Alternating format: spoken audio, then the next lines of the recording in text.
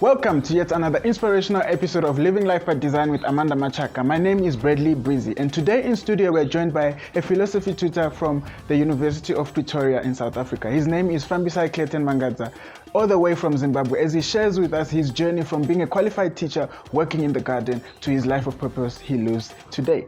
Enjoy. I felt it is important. It was compelling to me.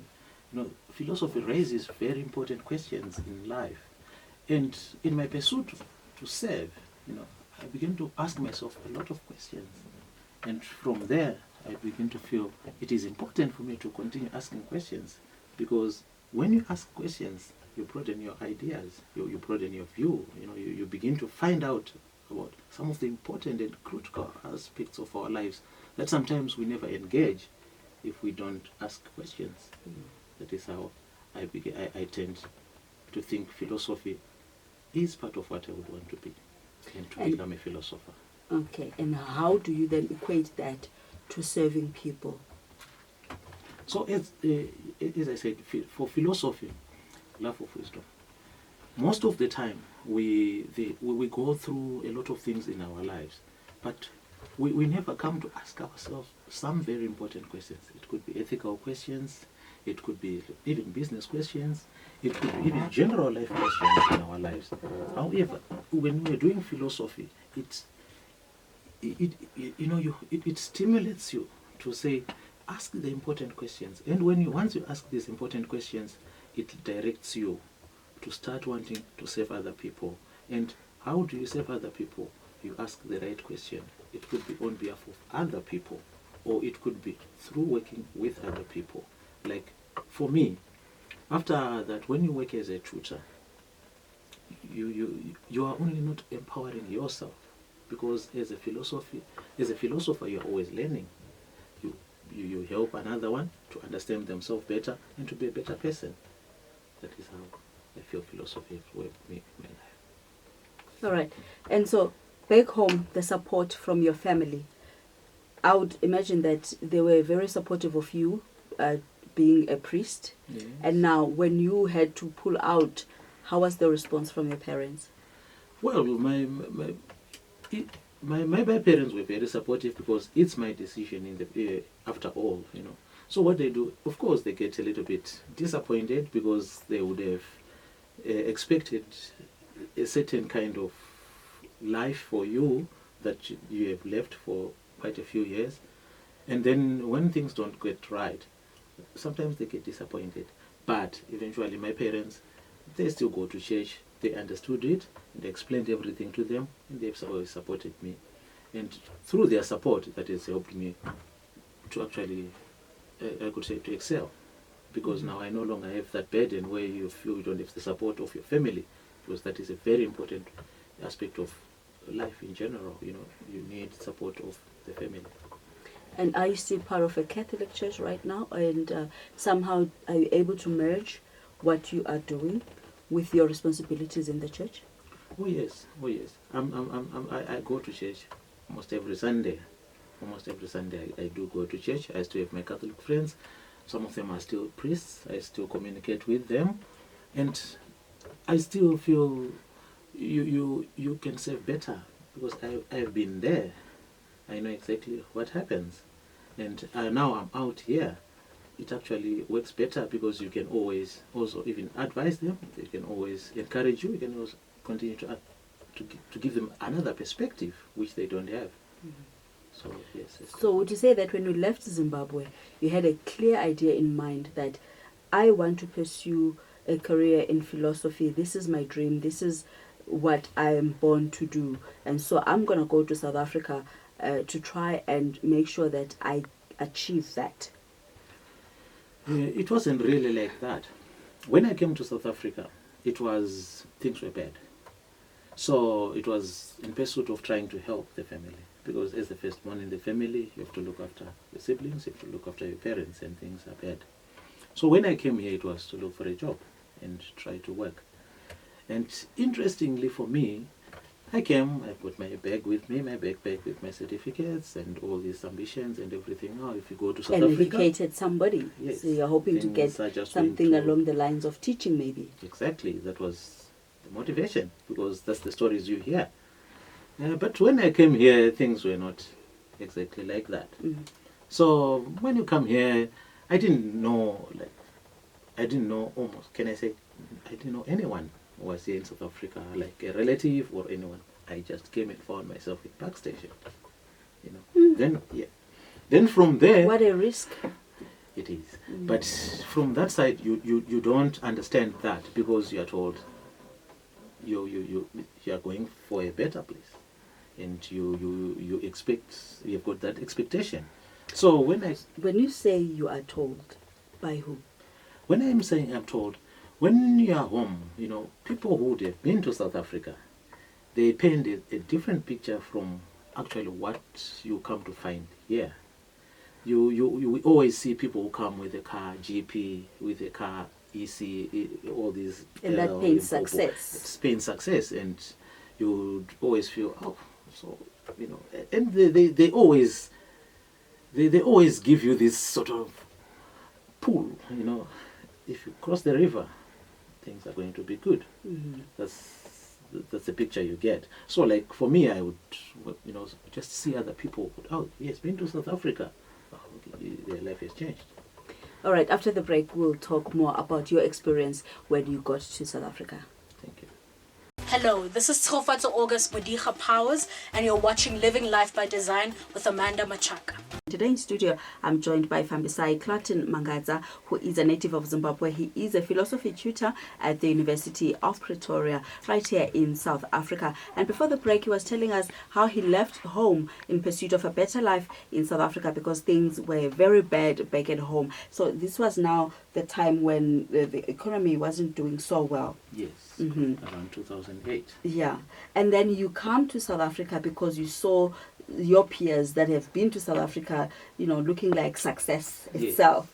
And then you don't know anyone. You arrive at Park Station in Johannesburg. What's the first thing that you did? The first thing that I did was to say, okay, I've got all my certificates with me here. So the first thing is, let's look for the papers and try to get a job. That was the first thing. But however, the very first thing that happened is, where do you find the internet? How do you ask for an industry? Where do you stay? Where were you based? Exactly. All those are the questions that are coming through. You've got a number for one or two people that you've heard are here, but you try to phone them, their number doesn't work or something like that. You are not sure, maybe you're doing the wrong thing. You don't even have a place to stay. That became my issue. I found out myself without a place to stay, because someone whom I had seen at home, they had given me their number, that whenever you want to come to Joburg, at some point, if you feel you need a place to stay or something, you can always get this number and try to phone me. You phone. At first the number was going through, but once I said I was by Park Station, things changed. The number didn't go through now. So they were avoiding you? Yes, I would take it to be that way, because all of a sudden the number doesn't go through. So the first night, what I did was to sleep in the Park Station there, where the buses are. Find yourself a bench and sleep there. Slept there for a night or two. Then we're just talking now with all the other people who are around there. So what really happens here? It was a big risk to take, because once you started communicating in English, it was a little bit difficult, because now you are the other person and people don't... They realize that you are not from around. Yes. So that became a bit of a problem. But eventually we found ourselves in Hillbrow. Yeah, we used to stay somewhere, I think it's a shelter or a place somewhere where there's a spa, right, and I think Hill Point or something. There was a place there that we used to sleep.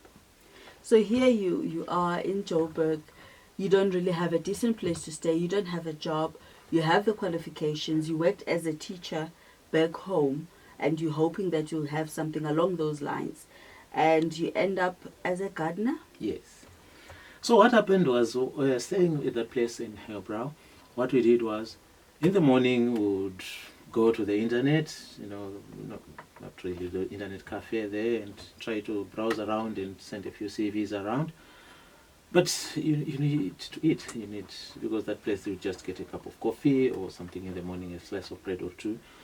So some of the people there would just say there are places where you could go and look for a job. Unfortunately for me, there was a person who was staying there who said they had a connection who would say we could find a job, and the job was to work at a garden, in Bedfordview. Someone was building a house, and this guy was asked to put the lawns on that garden. So that's how I became a gardener.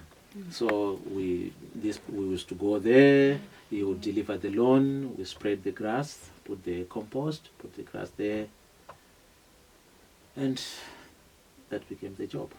And you went on to do a couple of other odd jobs, shop assistant, driving. Yes. How did you not lose hope, knowing that this is not what I wanted to do, but of course it's a means to put food on the table? How did you keep going and make sure that you don't lose the zeal and the drive to pursue your life of purpose, which is in the area of philosophy? Philosophy, yes. So what we did was, along the way, speaking there, the initial, what I thought was a break by that time was the person we were working in the garden, putting the lawns. There were people doing the paving. So one day they didn't have a driver for their bakkie. And I just heard them talking among themselves. Their boss was looking for a driver. And I had a license. Then I went to this guy, spoke to him, said, I can be a driver. Said, but you're working on the garden, you're putting the lawn, how can you drive? I said, yes, I can drive. So did my driver's license. He said, but really? And okay, he hired me, asked the senior driver to just, I could drive. Then I became a driver. From there, I used to carry their supplies, get the other guys to work, and take them from my place near Jamestown, take them to work in Bedfordview, and all those things. Then somewhere along the way, around 2010, then I had to change. We finished whatever we were doing, and that man had to relocate to Cape Town. So now I found myself without a job again. Then one day along, walking out just in the street, I found a job to put the tiles in the roof. And my job, what was it? Was to try to clean the tiles before they go on the roof. That's how eventually I became a shop assistant. That man introduced me to someone else. They said, but you speak well, can I introduce you to somebody who is looking for someone to help them? Did they assume that you were an unskilled worker? Yes. Because of the menial jobs that you were doing? Yes. And you didn't have an opportunity to say, but hey, I'm educated actually? Yes, that's correct. These guys, I would feel, most of them, they would just assume I was just one of them. So, as in the sense of, that is, we were working together. Then no one would have ever expected that I was coming to work with my backpack with my honors in there or something like that. I even have a computer certificate and all these kind of things, programming and all those kind of things. How did you keep the dream alive? I kept the dream alive in this way. When I started working as a shop assistant in Craigo Park for a small company called Davenport's Appliances, we used to sell washing machines and clean them. And at that place, one day, I was reading one of the newspapers here in South Africa. That's when I saw an advert they were doing a course on public transport or something that was being offered by UJ. So University of Johannesburg. So I went there to do that course. I wanted to get the information to find out how can I do that course. Yeah, but as I reached that place, then something came into my mind that this could be the place where I could find out what happened to my dream about philosophy. So that's how I went to So you went to the Department of Philosophy at the University of Johannesburg. Yes. And you introduced yourself, and you then pursued further studies in that area. Yes. Then from that side, then, I graduated in 2005. From my first honors degree in philosophy, University of Zimbabwe. In Zim. So, it's 2010. It's a few years now, and I've been doing all sorts of other things. I haven't done anything. So I spoke to the head of department there, during was there at that time, I think it was Professor Thatmes or Professor Broadbent, one of those two. Then we discussed, and then I found out, okay, let me just do another honors to help me, catch up now.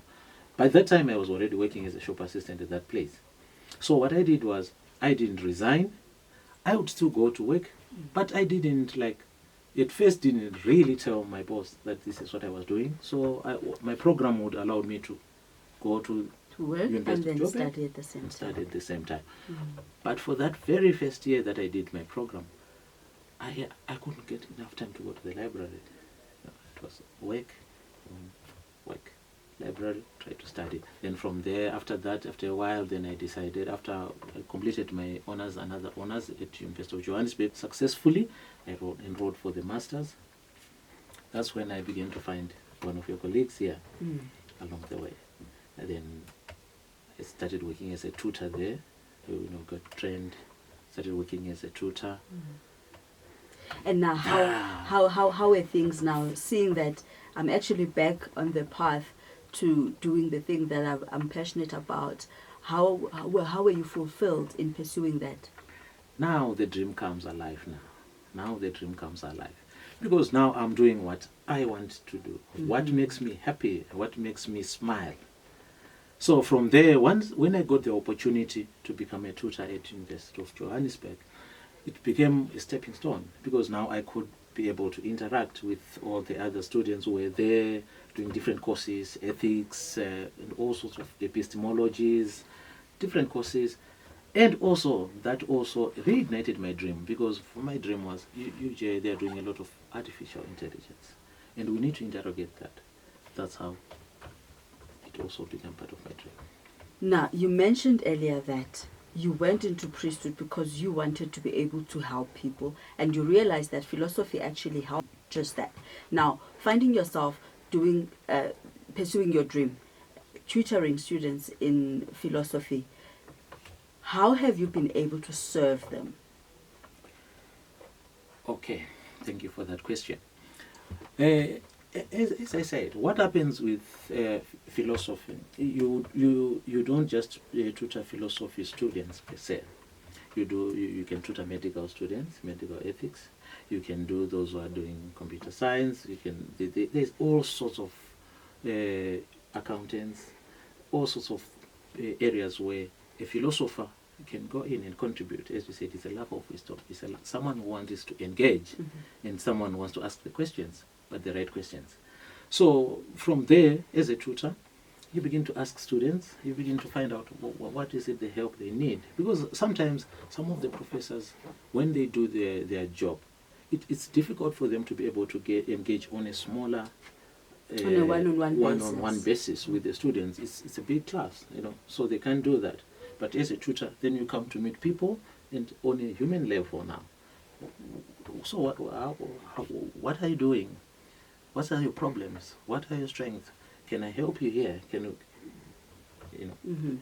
All right, after the break, we're going to find out more about how you've been able to assist students, perhaps even in areas that they struggle with in their personal lives as a philosophy tutor.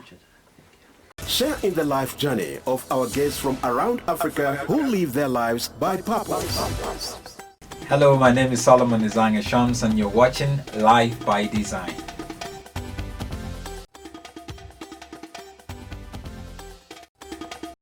Welcome back to Live by Design, right here on Channel Africa, the African perspective. And now on the line, we are joined by Kiu Mbebe. This is the time that I enjoy the most when we introduce our surprise guest. Her name is Kiu Mbebe. How has it been like working with Fambisai? What kind of a person would you say he is? How does he come across to you? Fambisai is great. He's very friendly, and what I like about him is that he's really passionate about what he's doing. I mean, philosophy is not one of those fields that you go into hoping to get money out of it, hoping to get rich one day. It really takes someone who's willing to apply their mind and who loves scholarship, and that really just describes who he is. And he's not even just your run-of-the-mill philosopher. Philosophy can be a very Western field of scholarship, but given his focus in his PhD, he really is inspirational in the sense that he's looking at African solutions to what could be termed global problems. And I'm thinking about philosophical problems, about the mind-body problem, for instance. In his PhD, he was looking at an African response to that. So he's really great to work with, and he is inspirational. As someone who's doing my PhD myself, seeing him submit his PhD was really an encouragement to keep going. And would you say he's a driven somebody? I'm asking this because he's just shared his story, how he came to Johannesburg and found himself, number one, homeless, and he had to go through a number of challenges, do menial jobs, became a gardener, and all of that, having a skill as a teacher. Would you say that he's somebody who is driven, and it actually shows in how he is doing his work right there at the University of Pretoria? Yes, absolutely. I mean, just from what you're saying about his story, you need drive in order to be where he is right now. And academia can be a very, very individualized and lonely space. The emotional and psychological challenges of doing research are really sometimes insurmountable. But for him to be coming from the background that he has and to be going on this journey and even conquering that mountain, honestly, it takes drive and it takes passion. And I think he's got both of those. And even when he's communicating with a student or giving a lecture, you can see that he really believes in the beauty of what he's doing. So definitely I would say he's driven and he is an inspiration. You know, sometimes you look at people's titles and you think, okay, that person is worth emulating because they have a PhD or they're a professor. But we have such vastly different stories, and it's this kind of story that should really encourage us that anything is possible, or much is possible, given the right kind of attitude and the right kind of environment. And how would you encourage him to apply what he's studying and trying to find solutions to African problems and make that effective back home in Zimbabwe? Because I believe that when we come from the backgrounds that we come from, we do not necessarily have to neglect where we come from, but to actually gather the knowledge that we have to try and improve situations back where we come from. So how would you encourage him to actually find some practical ways to take what he's studying now and have obtained in South Africa to make a difference back home? I think, firstly, I want to thank him because it's so easy to it's really easy to take the Western epistemological, like this, to add to the body of Western knowledge and not to bother yourself with marginalized bodies of knowledge, like African knowledge, and that's the challenge that we have now in universities about Africanizing the curriculum and decolonizing it and so forth. And so what he focused on his PhD, I think, is something praiseworthy and something helpful. So I would encourage him to keep doing that. And people find it very challenging in terms of philosophy. How can we apply it? Let me say practical. But thought itself is practical. Thought is what shapes our understanding and our approaches to life and the policies that we make. I think his PhD is important to build on the African scholarship canon, and it's important for the conversations that the up-and-coming academics are going to be having around in academia about these sort of issues, African solutions to African problems. And so I think it's already practical in that way that he's building on the canon. And back home in Zimbabwe, philosophy is not just about, just speaking about ideas. It's also about critical thinking. It really trains you to think critically, and those are the kind of people that you need or you want around the table when discussing policy or things like that. And so I think I would encourage Fambisai to really take seriously the opportunity to take part in those kinds of conversations and make people aware of the need for critical thinking and not dogma. Thank you so much, Kiwi's here. He's listening. I'm sure he's taking it all in. Fambisai, are you taking it all in? Definitely is. Thank you so much for your time and for that valuable input. Quite appreciate it. Thank you. And have a good day, Fambisai. Thank you, Kia. That was Kiu Mbebe. She is a lecturer at the University of Pretoria. Together with Fambisai, they are pursuing a PhD in philosophy. So you was saying that you should take what you are studying and apply it back home by encouraging people to, have critical thinking around the issues that they're facing. How do you think you're going to plan to execute that? Perhaps just maybe the first step. Okay, thank you for that. Thank you so much to Miss Mbebe Kio. She is the lecturer, yes, and I'm in a tutoring team. And thanks for your kind words. It's so encouraging. This is exactly the whole story about me. What makes me feel very happy. Kio, when I was at UJ, she was also doing him. She did a master's there. Mm-hmm. Then she got a job at UP. And you see her drive.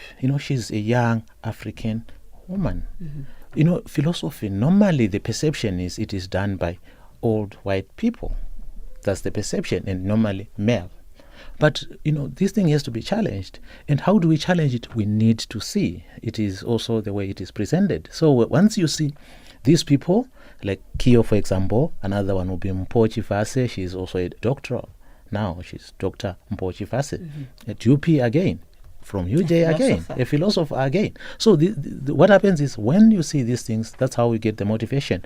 The point for me was I also wanted all the other young people to see, because they are used to see philosophers as white, male, or whatever it might be. However, but when they see also young people going in, African, black people, working on these things. Female. Yes, male and female, challenging these ideas, because the whole idea is Africa's story needs to be told. And by who? By us. However, we are trained in a Western way, yes. But however, as we go along, like what I was doing in my PhD, we need to challenge these ideas. We've got what we call epistemic injustice. Africa has always had a story. But the story, how is it told, has always been by somebody. But now, it's the time for Africa to tell their story. Right.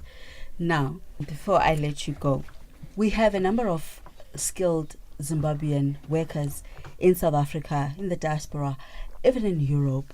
How do you encourage them to bring back their skill? President Emmerson Mnangagwa called on them to come and build the country together with him. Do you see that as something that is possible, that can be done, that when all of you guys come together, you would build a better Zimbabwe? That's a very interesting question. The point that I would want to emphasize is I want to generalize and say everything is possible. Look at my story. Born in Chirumanzu, became a teacher at some old school called Kasiri in Kadoma, came to Joburg, came to University of Joburg. Now I've just submitted my PhD. So that means anything is possible. The drive is the motivation. It's like I am not a politician, as an example, but the point that I always feel is Zimbabweans, we need to critically think about who we are. What is it that we want to achieve? What is it about our country? It's no longer the story about what used to be. We have to imagine our country. It is important for us to think forward, just like the South Africans. What is it they have to do? They have to continue imagining their country. They cannot continue to look back. This is what it used to be. No, they have to continue imagining. So as a philosopher myself, yes, the president, he has to offer an environment. He has to offer that platform for people to imagine their lives. That is all we need. All of us. It is never about personalities. It is about our country and imagining how we could be. Mm-hmm. For example, you cannot do it alone. For my master's, I had Professor Catherine Botha. She was my supervisor. At UP again now, I've got Professor Emma Rotkamp-Broom. She's my supervisor. All these people, how do they get motivated? Is they've imagined their lives and then they want to help. It's the same thing about a country. You have to imagine it. Once you imagine it, everything is possible. Mm-hmm. Imagine it and then do something about it. Yes, that's correct. Thank you so much, Fambisai. Yours is an inspiring story indeed, that you never gave up hope. You made sure that you pursue your life the way you had imagined it and you acted on that. So don't end in just imagination, but put action as well, and you will achieve your desired result and ensure that you're living your life by design. That's correct. Thank you so much for the invitation, and thank you for such an engaging platform. As you said, it is about imagining it, and then, as you said, doing it. This has been Life by Design right here on Channel Africa, the African perspective. Let's connect on Facebook, on Living Life by Design. On Twitter, it's at living_life by design, as well as on Instagram at living_life by design. Can people find you on social media, Fambisai? Yes, Facebook. That's where you're on Facebook. Yes, I am on Facebook. All right. Yeah, yes. Facebook as Fambisai Mangadza. Yes. All right. Fambisai So Mangadza. that's where you can get hold of him if you'd like to get some perspective on the issues of philosophy, wisdom, and all of that. So from myself, Amanda Machaka, producers Yamintle Nyama, Bradley Chabalala, and Mbongiseni Choma, and technical producer Adrian Kenny. Till next time, and remember, you are the architect of your life.